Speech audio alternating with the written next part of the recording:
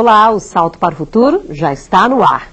Hoje, no segundo programa da série Conhecimento Matemático, Desenvolvendo Competências para a Vida, vamos falar sobre a alfabetização com os números. Para este encontro, convidamos a professora da Rede Pública do Distrito Federal e da Faculdade de Brasília, Sueli Brito Lira de Freitas, a professora da Universidade do Estado da Bahia e da Faculdade São Francisco de Barreiras, Ana Maria Porto Nascimento, e a professora da Rede Pública do Distrito Federal, Solange Maria Correia Brantissá. E você é nosso convidado especial, participe! Números. Lá estão eles nos preços que vemos nas vitrines, estão na conta de luz e no medidor, marcam o tempo nos relógios, estão na carteira de identidade, no CPF, nos endereços, nos jornais. Estão também no alto ou nos rodapés das páginas daquele livro de cabeceira. Os números estão mesmo por toda a parte e a relação do ser humano com esses símbolos vem de longa data. É uma história que tem, digamos, com registro assim escritos na Mesopotâmia, tem 5.000 anos. No começo dessa história, o ser humano contava objetos utilizando outros objetos. A relação bionívoca foi um desses métodos e funcionava assim. Para cada ovelha contada, uma pedra. Tudo ia bem se o rebanho fosse pequeno, mas tente imaginar o sacrifício se fosse preciso contar centenas ou milhares de ovelhas. A ideia de número como tal, escrito, não é tão antiga, não. A ideia de quantificar é muito antiga. Seja quantificar pegando como faziam os babilônios, para cada ovelha uma pedrinha. Então você tem aquele monte de pedrinhas e se diz quantas ovelhas você tem sem ter a ovelha ali. É um processo de abstração que você tem, a contagem dos dedos. Tudo isso é parte desse processo de quantificação. À medida que as sociedades foram ficando mais complexas, mais organizadas, as necessidades delas aumentaram. Aí chegou um ponto que você tinha que registrar. Os egípcios foram os responsáveis pelo desenvolvimento dos 7 primeiros símbolos utilizados nas contagens e em operações matemáticas. Outro sistema de numeração foi elaborado pelos romanos, que não criaram novos símbolos para representar quantidades. Eles usavam as letras do alfabeto. O sistema que nós usamos hoje, que a gente usa sem pensar, foi uma das grandes invenções da humanidade. É o que se chama de sistema posicional decimal, de base 10. Por exemplo, os egípcios não tinham esse sistema, os gregos não tinham esse sistema. Eles sabiam fazer contas, mas era muito mais penoso do que nós fazemos hoje. Os algarismos que utilizamos hoje surgiram na Índia por volta do século VI, mas passaram a ser conhecidos em todo o mundo depois que os árabes estudaram e divulgaram esse conjunto de símbolos, hoje chamados de algarismos indo-arábicos. Olha, foi uma invenção maravilhosa. Esse sistema de numeração, com ele você exprime, digamos, desde a massa de um elétron até, digamos, o tamanho do universo conhecido. Trabalhar um conceito que foi sendo construído ao longo dos séculos é um dos desafios dos professores das séries iniciais do ensino fundamental. As crianças já têm o conceito de número.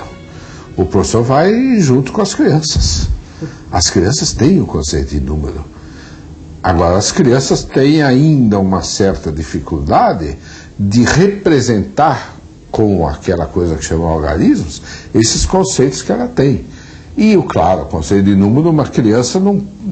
Difícil você pensar num conceito de número que fala em milhares.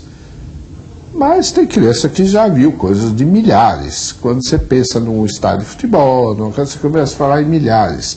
Aí quando você vai para coisas maiores, claro, há uma dificuldade de fazer com que o imaginário da criança perceba esse processo de quantificação de números muito grandes.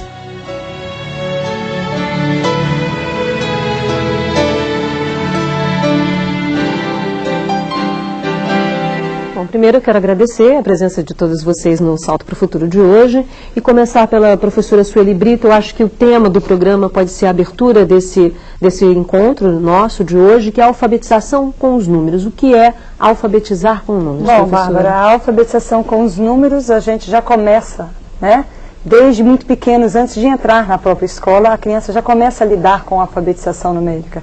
Porque a própria experiência da criancinha com a mãe, quantos aninhos está fazendo? Estou fazendo 1 aninho. E agora, 2 aninhos, né? Vamos apagar as 4 velhinhas do seu aniversário. Ou vamos contar quantas bonecas você ganhou no seu aniversário de presente, ou uma série de outras experiências que a criança passe, né, ao longo da idade, antes de entrar na escola, já são experiências que ela vai estar vivenciando na construção da ideia de número. Porque a construção da ideia de número na questão da oralidade, da noção de quantidade, ela precede a questão escrita, como o Biratã colocou no vídeo, né? Então, primeiro, ela compreende essa ideia de número a partir das relações que ela estabelece.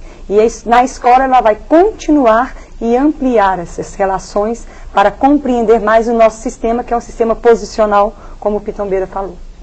Ok. Professora Ana Maria, a mesma questão para a senhora, o que a gente pode entender por alfabetizar com os números?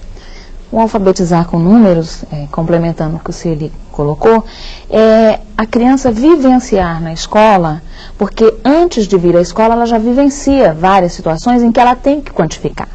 Então, se você pensar que a alfabetização em língua escrita é ensinar a criança as relações entre as letras, a sonoridade, e que a cada som você vai ter uma letra correspondente tal, alfabetizar com números é ajudar a criança a representar essas quantidades que ela já trabalha nas situações do dia a dia dela.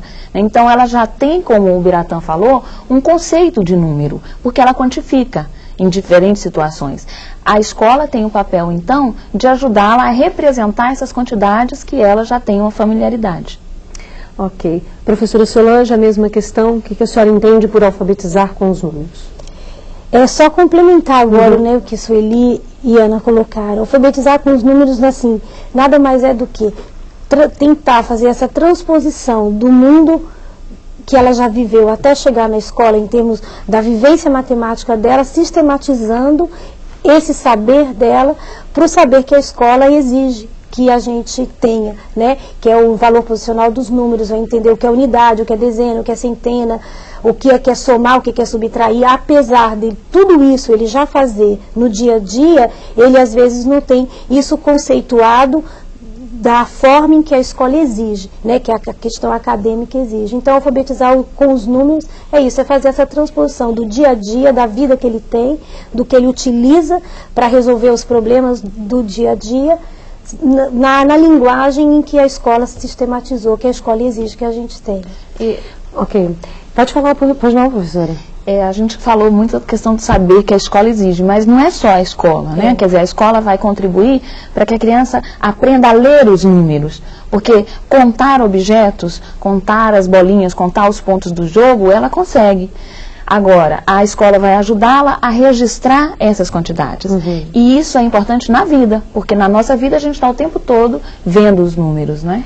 Tá certo, a gente já tem uma participação, é a primeira desse programa, e é da Jerusa de Goiás. Olá, Jerusa. Boa noite, Bárbara, e a todos aí, especialistas da mesa. Sou coordenadora regional da TV Escola e falo do teleposto de Porá, Goiás. É sabido que grande parte dos nossos alunos não foram alfabetizados na matemática. Portanto, encontram muitas dificuldades nas séries seguintes e principalmente na sua vivência. Quais alternativas o professor pode oferecer para ajudar esses alunos a sanar essas dificuldades?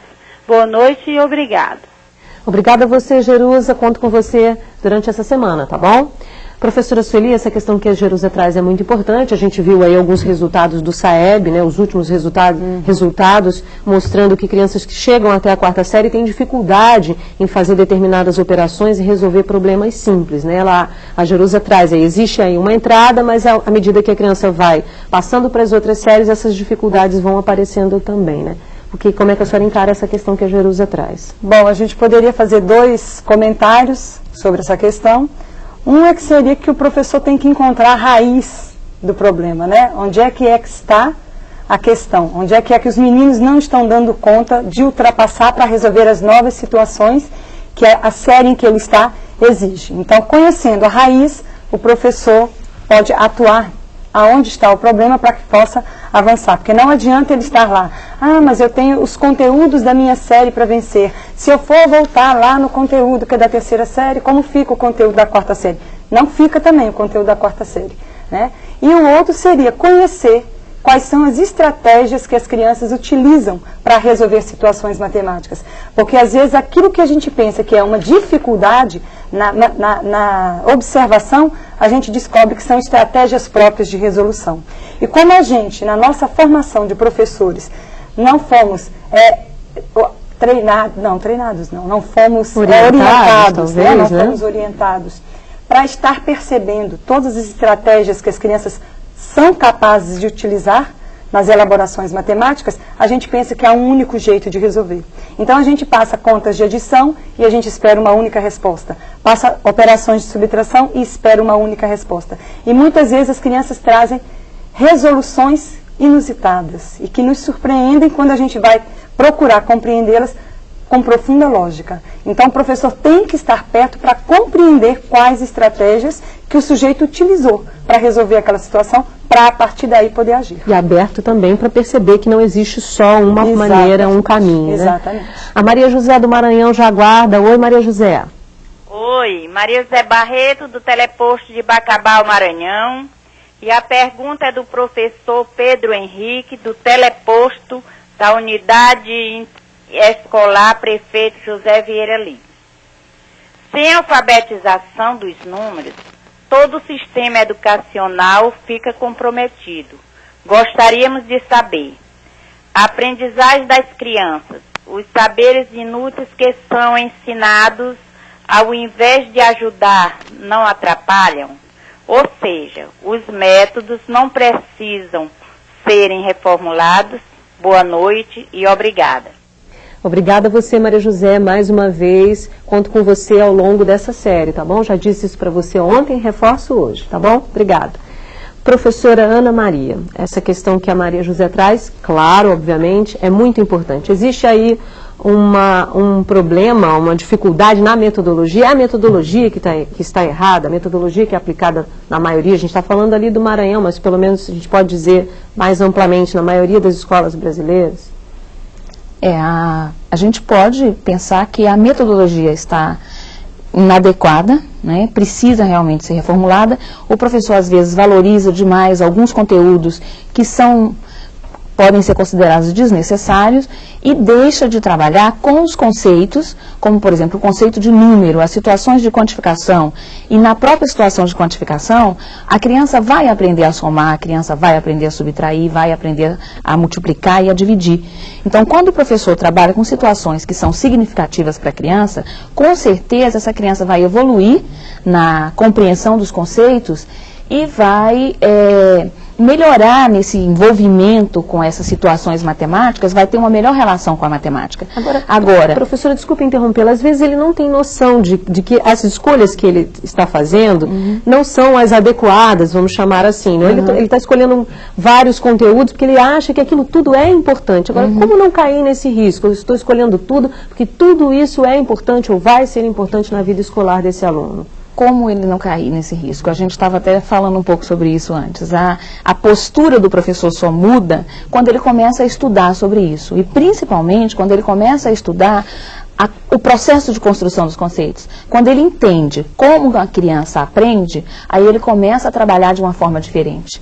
Isso exige algum tempo, exige um processo de formação continuada, exige muito estudo. Então, basicamente, é entender melhor o funcionamento da aprendizagem da criança. Exatamente. Inclusive, obviamente, a gente está falando aqui da matemática.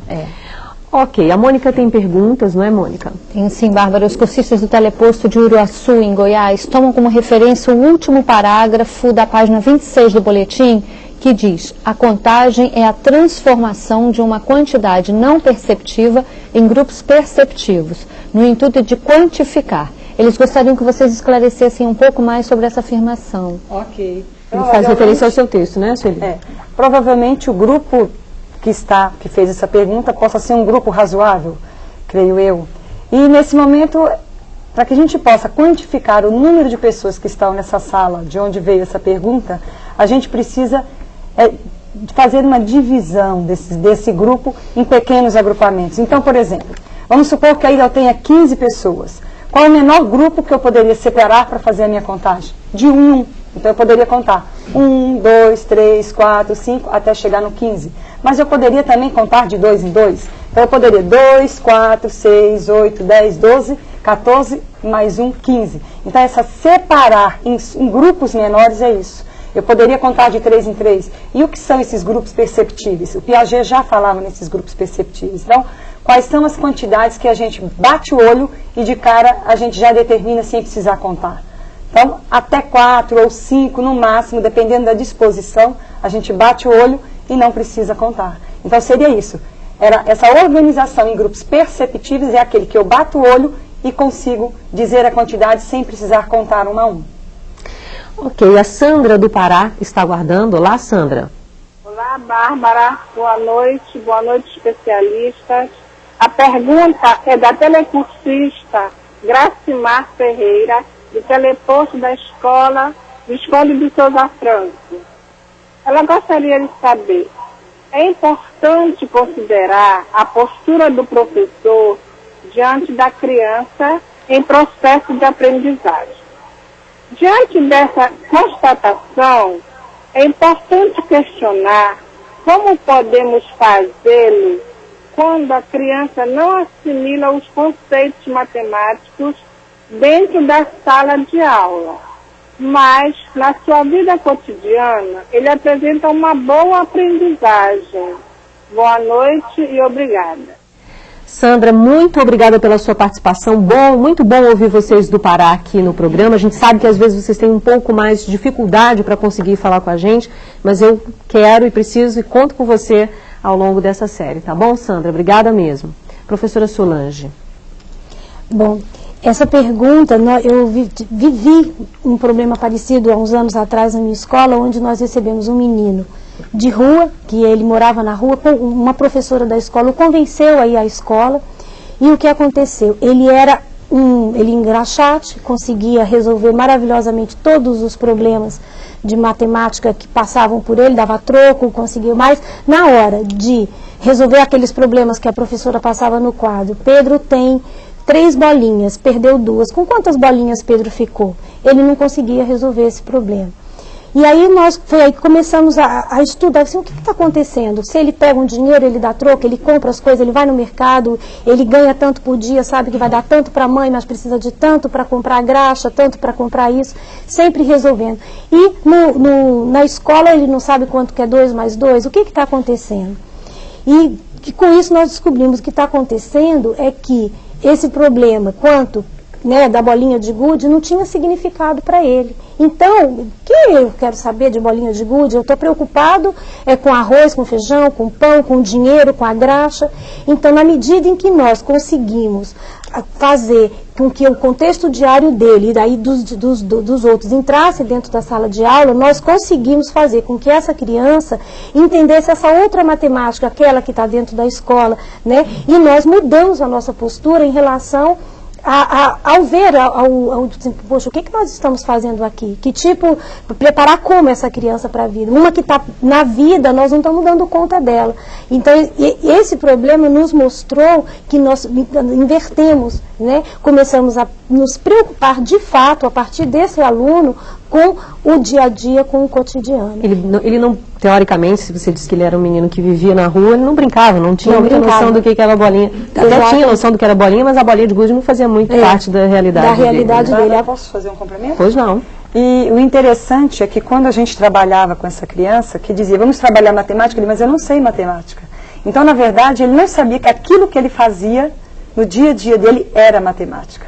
Então, nós fomos com o tempo conversando com ele o que era então matemática, o que era fazer matemática. Ele deveria até saber muito mais do que as crianças que estavam no mesmo nível de aprendizagem. Mentalmente ele resolvia muitas situações que envolviam o sistema monetário, mas na hora do registro ele não conhecia o registro, ele não conhecia. Escreve o 9. Não sei o que é 9, como é que faz o 9. Mas se contasse em dinheiro. Exatamente, aí ele sabia. Tá certo. A Vivian do Rio de Janeiro já aguarda. Oi, Vivian. Oi, Bárbara, tudo bem? Boa noite a todos. Sou Vivian, telecursista do Teleposto Milópolis, aqui do Instituto Pasquale, e pergunto, como podemos trabalhar a matemática juntamente com os temas transversais? Obrigada e boa noite a todos. A sala está lotada. Vivian, obrigada pela sua participação. Gostei da sua animação, viu?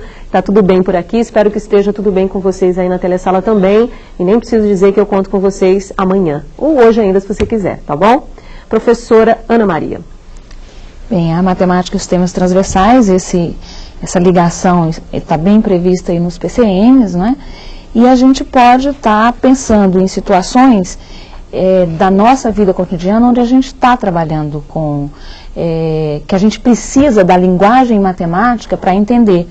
Então, a gente poderia estar falando em situações de compra e venda, né, em que a pessoa precisa lidar com dinheiro e ela precisa, isso aí seria um tema para estar sendo trabalhado em sala de aula, por exemplo, economia doméstica. Você falaria de sociedade de trabalho, né? Isso. A gente poderia estar falando sobre mortalidade infantil, sobre alimentação alternativa. Tudo isso envolve números percentuais, envolve situações em que a pessoa precisa ler matemática com números decimais. E para isso, o professor precisa trazer textos para a sala de aula onde esses números aparecem. Nós fizemos um trabalho, uma experiência uma vez com uma turminha de 4ª série, em que eles estavam trabalhando com reciclagem, com a professora de ciências, né? Então, o aproveitamento de materiais alternativos. Então, a garrafa PET, quanto tempo que ela leva no universo, para se desintegrar e tudo mais. E aí, os textos trazidos para a sala de aula, todos tinham números, principalmente números decimais e números percentuais. Então, na aula de matemática, a gente tinha que alfabetizá-los numericamente, não só com os números naturais, mas com os números decimais e com os números percentuais, que são decimais também, né? E aí, a gente trabalhou com esse tema, integrando as aulas de ciência e as aulas de matemática, e onde está acontecendo essa reciclagem, quem recebe esse material? Aí o professor de geografia entrava também junto com isso. Então, essa transversalidade ocorria dessa forma. Ok, agora vamos fazer um rápido intervalo, mas voltamos em instantes. Pensar, aprender e brincar com a matemática. Esses foram os objetivos da gincana, realizada pela professora Sueli Brito, com os alunos da 2ª série da escola Classe 304 Norte, em Brasília. E apesar de ser uma competição, todos saíram ganhando. Veja a reportagem. Logo no começo da aula, a professora organizou a turma em 3 equipes. Na primeira prova da gincana, os alunos precisavam observar 3 balões e descobrir em qual deles tinha 100 pequenos pedaços de borracha. E a organização do trabalho foi fundamental. Os 3 grupos apostaram no balão amarelo e se enganaram. Ninguém marcou ponto. Hora do segundo desafio, organizar em ordem crescente fichas com registro da altura de cada um dos alunos escritas em centímetros. Primeiro, junto com a professora, eles leram as fichas. Rogério, 118. Luan, 127. Patrick, 127. Jéssica, 124. 124 o quê, hein? 124 centímetros. Não? É, centímetros. É, centímetros? Você tinha pensado em quê? Eu tinha pensado que tinha 1,24 m. Em seguida, as equipes partiram para o trabalho. Todos mexeram e remexeram nas fichas, de olho nos pontos do placar.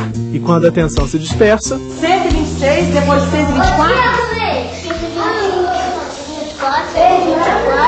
Todos completaram a prova e marcaram pontos. E logo começou a terceira parte da gincana, um jogo de argolas. Cada acerto vale 2 pontos, representados por fichas de papel.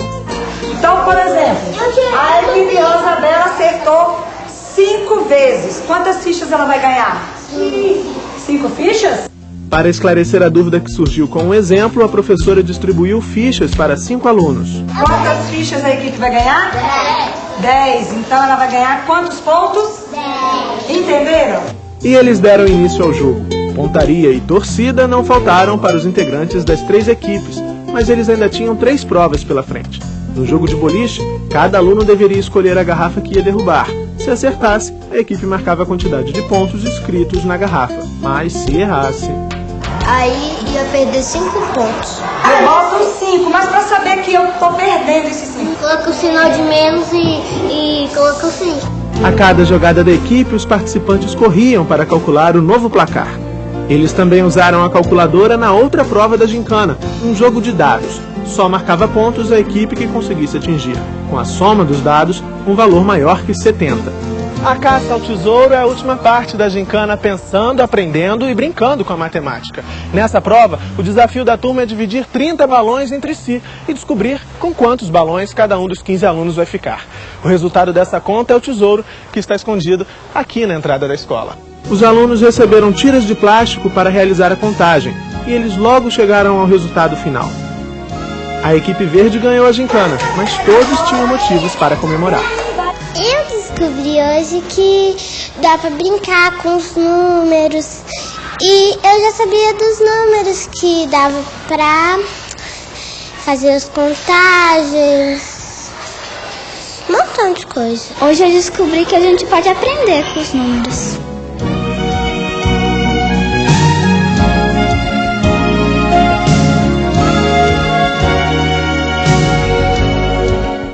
Bom, professora Sueli, fique à vontade para falar sobre essa atividade, o objetivo da atividade, enfim, a organização também, né? Bom, a organização da atividade, Bárbara, foi durante um bom período junto com as crianças, né? A gente conversou muito sobre a gincana e a elaboração, a gente buscou atividades que a gente já vinha desenvolvendo com eles, a própria ficha com as medidas, a gente tem 1 metro na sala, onde todas as crianças se medirem e tem lá marcado o nome de cada uma delas, aí a gente usa, né, essas medidas para estar trabalhando ainda a questão dos números. De uma maneira geral, a gente percebe que quando a criança lê o 124, o 126, o 127 centímetros, eles não têm, de uma maneira geral, a noção do 1,24 m, como o Luan coloca, né? Então foi muito interessante que o Luan, não, mas eu sei de outro jeito, então qual jeito, né? 1,24 m.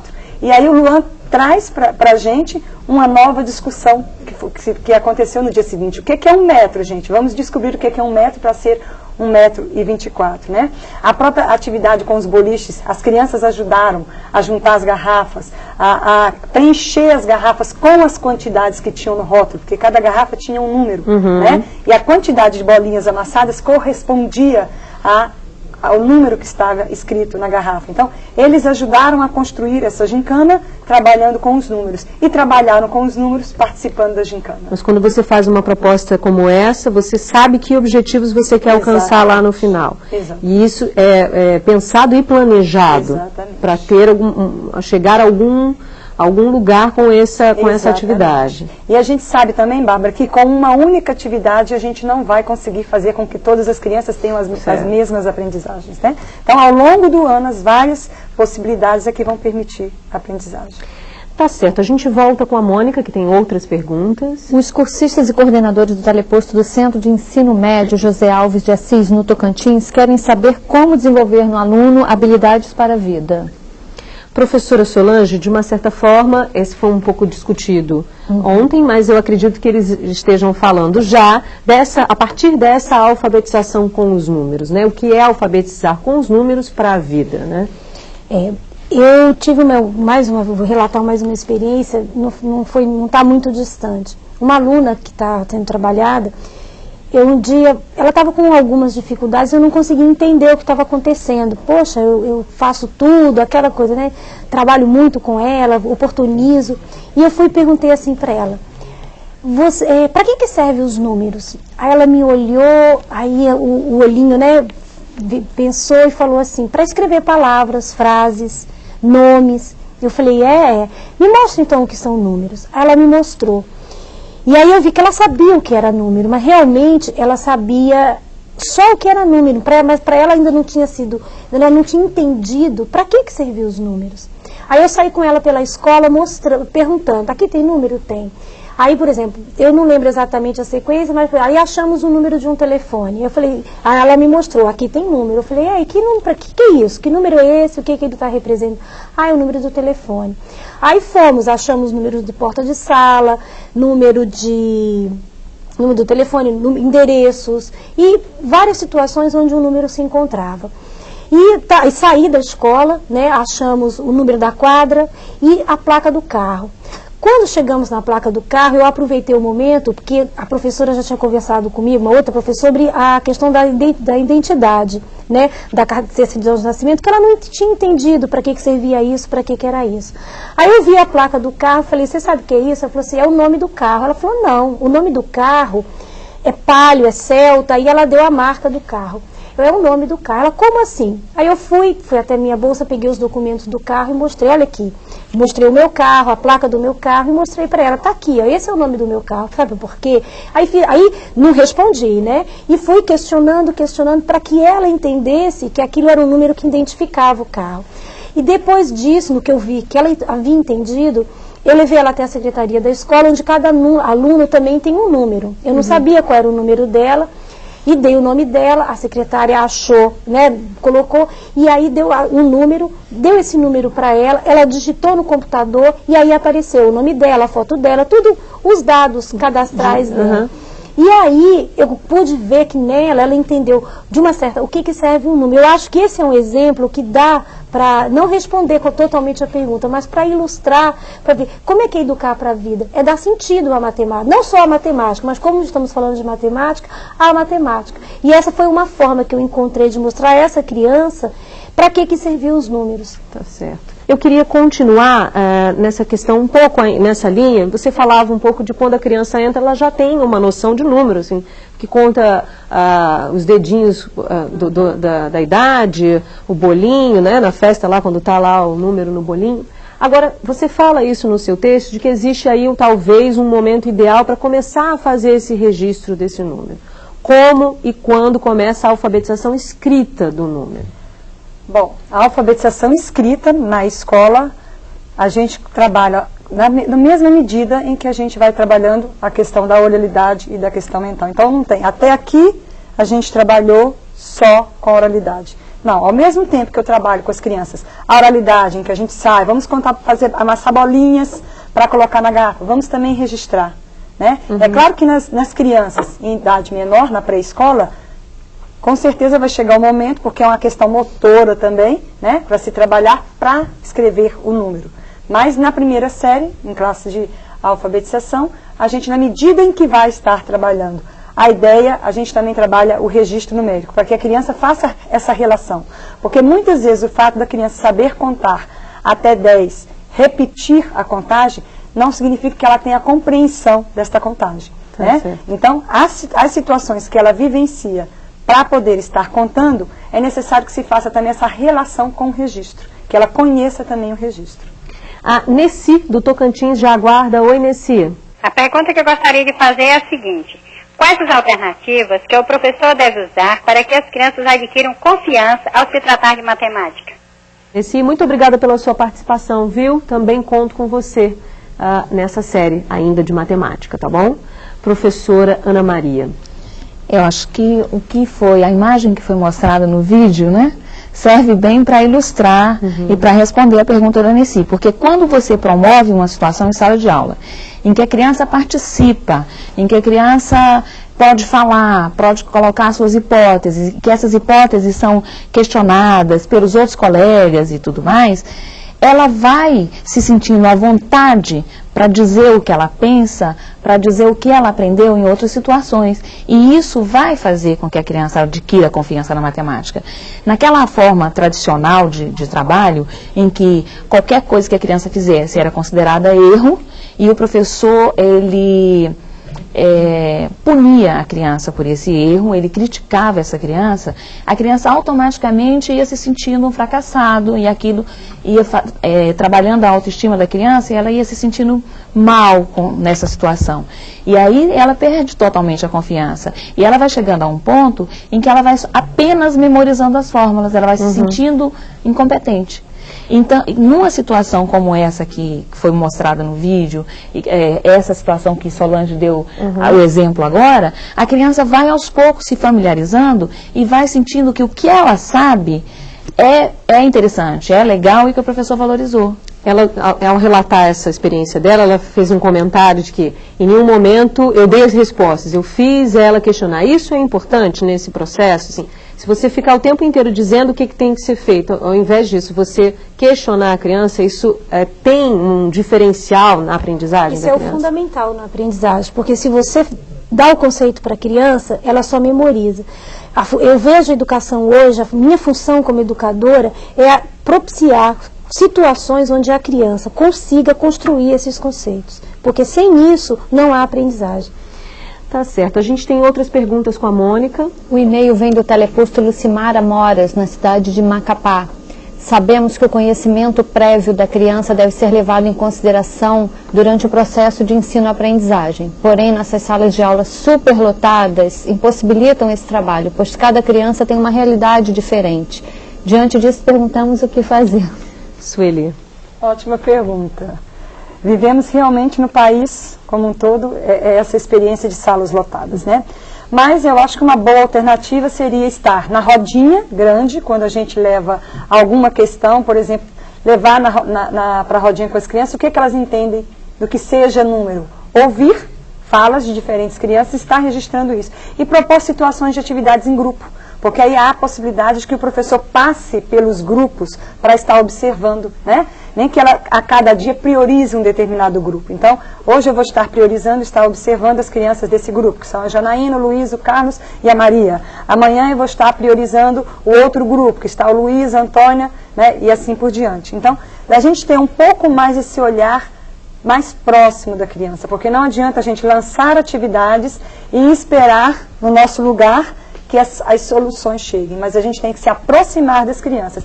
E o professor tem que circular. Eu sou professora de séries iniciais também, né, como vocês viram no vídeo, e eu não consigo me sentar na sala de aula, a não ser que seja do lado da criança. Então eu passo o tempo todo circulando entre as crianças. Ok, a Solange do Rio de Janeiro vai fazer a pergunta agora. Oi, Solange. Oi, eu sou orientadora de atividade do Teleposto Queimados. Vocês não acham que boa parte da dificuldade que o aluno apresenta no ensino da matemática se deve ao fato de que pouco ou nada exigimos que ele exponha por escrito seu pensamento ou a estratégia usada na resolução de um problema? Boa noite a todos e o programa está ótimo.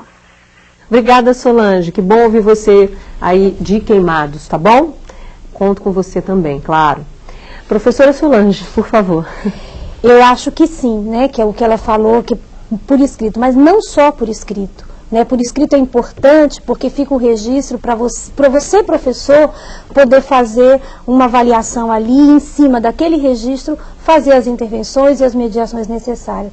Mas, além do escrito, é muito importante que o aluno também fale o que ele faz, ele registrou e se não registrou, pelo menos você conseguir com que ele conte o que ele fez, que ele consiga consiga se fazer essa estruturação. A partir do momento que ele fala, isso já ajuda, o registro é fundamental, mas a fala também. Ele falando já ajuda e muito a essa estruturação. E você percebe qual o caminho que ele está percorrendo e com isso você pode fazer as intervenções para ajudá-lo a construir os seus conceitos. Até para quebrar, desculpa interrompê-lo, um pouco essa ideia de que matemática não precisa explicar nada, não tem explicação, né? Faz e acabou, né? Existe aí talvez uma ideia equivocada de que matemática não tem explicação, né? E também outra, de que só tem um jeito de resolver.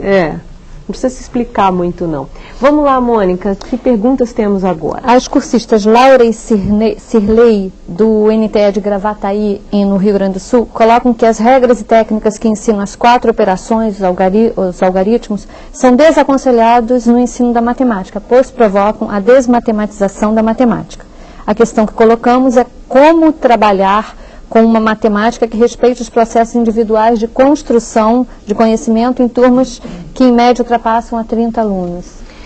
Professora Ana, ela já me olhou assim. Fique à vontade. Sueli falou bem aí sobre as salas superlotadas, né? E eu até costumo dizer aos meus alunos que é uma solução matemática. Em vez de você olhar para 45, se você divide em 9 grupos de 5, você vai olhar para 9. Né? Já reduz um pouco o trabalho que você tem. E aí olhando para cada grupo, um grupo de cada vez. E aí ela falando sobre a questão das regras que elas impedem, né, realmente o sujeito de desenvolver o seu próprio processo. E o problema não são as regras, o problema é o momento em que você coloca essas regras para a criança. Então, ela tem que ter um tempo para ela passar por esse processo de familiarização com isso tudo.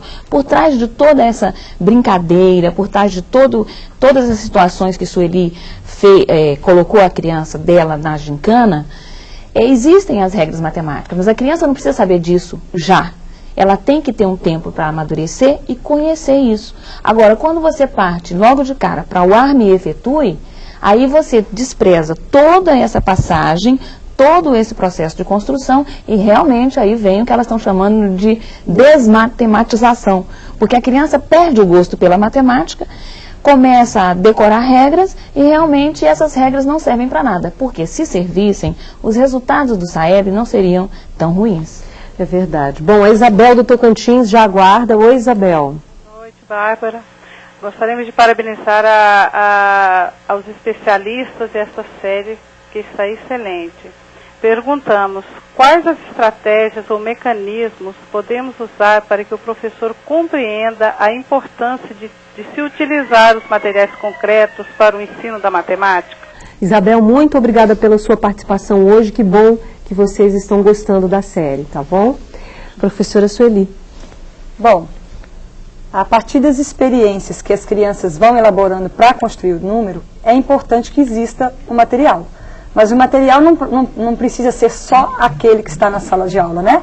O material pode ser a brincadeira lá fora, pode ser as árvores, podem ser as plantas, as pedrinhas, as folhas da árvore, né? Pode ser o material pedagógico que tem construído com bases próprias para trabalhar os conceitos matemáticos, e tem momentos que o concreto não está mais no material que a criança trabalha, mas o concreto vai estar aqui, dentro da cabeça. Na medida em que a criança, utilizando o material, explorando o material, ela compreende o significado daquilo que ela está fazendo, ela não precisará mais do material. Mas é importante que ela tenha como ponto de partida os recursos materiais. Porque um dia esse concreto, que hoje é o palpável, vai estar no abstrato, que vai ser na mente. Você acha que tem algum que é essencial ou não? Ou é exatamente isso que você diz? Eu acho diz? que quanto mais diversificado, melhor. Tá certo. A Mônica tem outras perguntas. A Lucilene Costa de Lima, do Teleposto Sesc de Fortaleza, diz: na minha vida escolar sempre tive pavor à matemática. Até hoje sinto um pouco de insegurança em relação à matéria. O que posso fazer para vencer essa dificuldade e ajudar os meus alunos a não terem medo da matemática? Companheira Lucilene, você não está sozinha. Eu também. Brincadeira, Lucilene, a gente está vendo aqui que não é um bicho de 7 cabeças, né, professora Solange? Não, não é.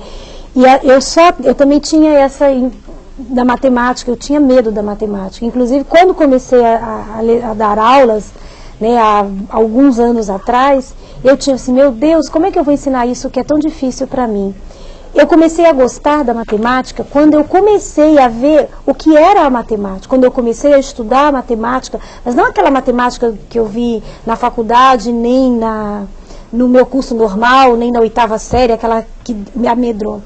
Eu comecei a gostar da matemática quando eu descobri que eu precisava jogar com meus alunos para eles entenderem a matemática, fazer grupinhos, fazer montinhos, brincar com o dado, entendeu? Porque esse joguinho do nunca 10 não pode, que a gente joga o dado, aí o que tira vai juntando, e toda vez que junta 10, tem que amarrar e aguardar, e quando juntar 10 montinhos de 10, então tudo isso, esse mundo que eu descobri sendo professora me fez gostar de matemática, mas eu consegui, graças a Deus, fugir da matemática que me foi passado no meu curso normal. Eu comecei a ver uma matemática que eu comecei a descobrir a partir do momento em que eu comecei a estudar outros caminhos, porque aquele caminho que eu aprendi, eu vi que eu não gostei, então eu busquei um outro, e esse outro foi como? Foi através do jogo, foi através da brincadeira, das gincanas. Aí eu descobri uma matemática diferente.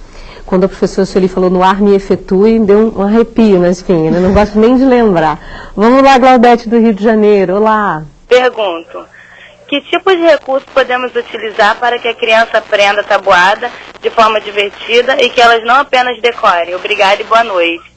Obrigada, Claudete. Muito bom ouvir vocês aí de Nilópolis, viu, Elaine? Muito obrigada pela sua participação, tá bom?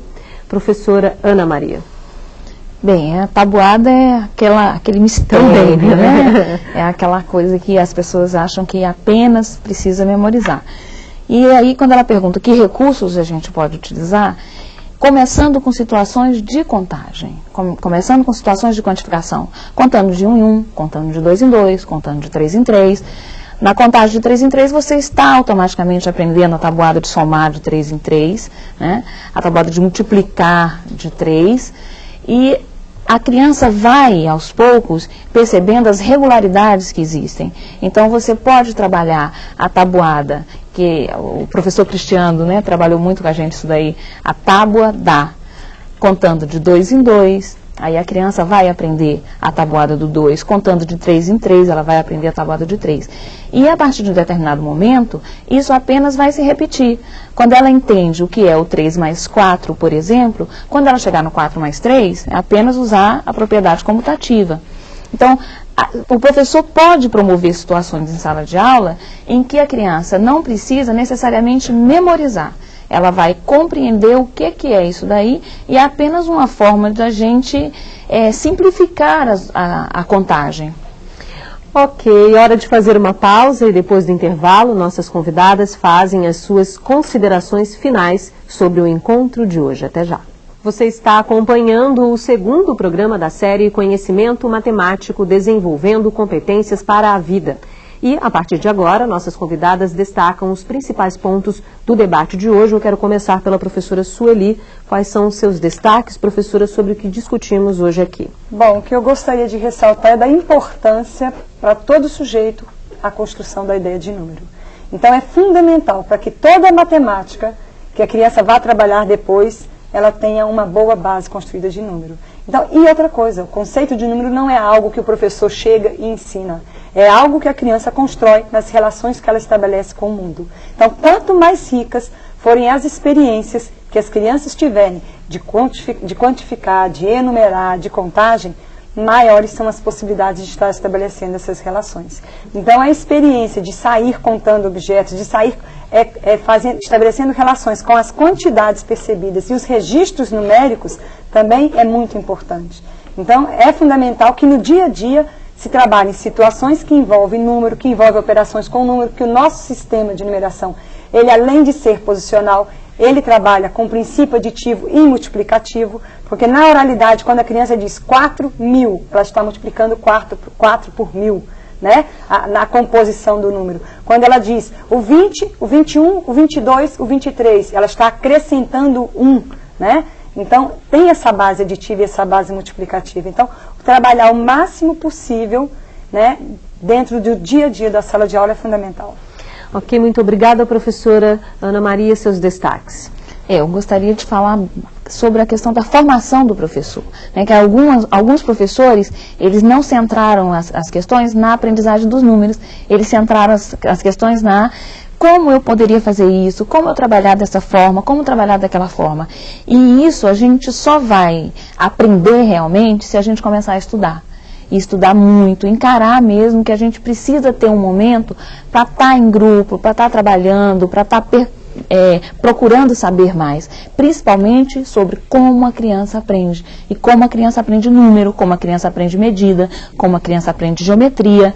E quando o professor se dispõe a fazer isso, ele se sente muito mais à vontade para criar e para trabalhar na sala de aula situações diferenciadas, né? Às vezes a gente pode até passar uma quantidade de dicas para ele, mas ele só vai se sentir à vontade para fazer um trabalho diferenciado quando ele estuda e quando ele consegue aprender.